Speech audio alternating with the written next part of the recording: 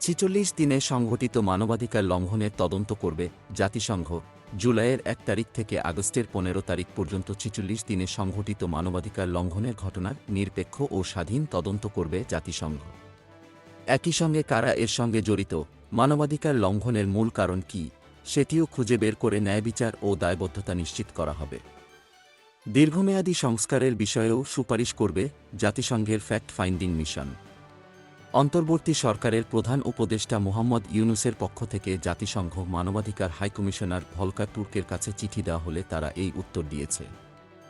জাতিসংঘ মানবাধিকার হাইকমিশনারের অফিসের এক বিজ্ঞপ্তিতে জানানো হয়, তারা কয়েক সপ্তাহের মধ্যে ফ্যাক্ট ফাইন্ডিং দল বাংলাদেশে পাঠাবে।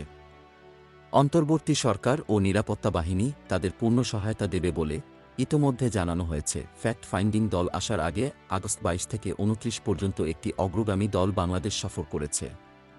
তারা আন্দোলনে নেতৃত্বদানকারী ছাত্র, উপদেষ্টা, প্রধান বিচারপতি, পুলিশ ও প্রতিরক্ষা বাহিনীর জ্যেষ্ঠ কর্মকর্তা, আইনজীবী, সাংবাদিক, মানবাধিকার কর্মী, রাজনৈতিক দলের প্রতিনিধি, সংখ্যালঘু ও ক্ষুদ্র নৃগোষ্ঠীর প্রতিনিধিদের সঙ্গে বৈঠক করেন।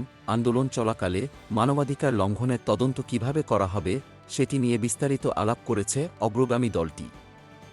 একই সঙ্গে সুশীল সমাজের জন্য ন্যায়বিচার, ক্ষতিপূরণ সহ অন্যান্য মানবাধিকার বিষয় নিয়েও আলোচনা করেছে। গুম সংক্রান্ত কনভেনশনে পক্ষ হওয়ার জন্য এবং বাংলাদেশে এর আগে সংঘটিত গুম বিষয়ে তদন্ত করার জন্য ৫ সদস্যের কমিটি তৈরি করাকে স্বাগত জানিয়ে বিজ্ঞপ্তিতে বলা হয়, গুম বাংলাদেশের ইতিহাসে একটি বেদনাদায়ক অধ্যায় এবং এ বিষয়ে জাতিসংঘ মানবাধিকার হাইকমিশনারের অফিস সরব ভূমিকা পালন করেছে।